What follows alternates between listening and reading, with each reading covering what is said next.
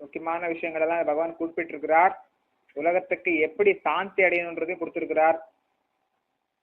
So இதுல பாத்தீங்கன்னா நம்ம ஆன்மீகத்துல வளரணும்னா புலன்களை கட்டுப்படுத்தணும், காமத்தை கட்டுப்படுத்தணும், கோபத்தை கட்டுப்படுத்தணும், எல்லா பௌதிக ஆசைகளிலிருந்து நம்ம விடுபடணும். பொருள் சம்பாதிக்கிறதுக்கோ, புகழ் சம்பாதிக்கிறதுக்கோ, பணம் சம்பாதிக்கிறதுக்கோ, நம்ம சீடர்களை சம்பாதிக்கிறதுக்கோ, சீடர்களை பெறுவதற்கோ, அல்லது அழகிய மனைவிகளை திருமணம் செய்து கொள்வதற்கோ, போன்ற பெண்களை திருமணம் செய்து கொள்வதற்கோ போன்ற விஷயங்கள் ஆசைகள் விட வேண்டும். பொருள், மண் ஆசை, பொன்னாசை, பெண் ஆசை போன்றவர்களும் விட வேண்டும்.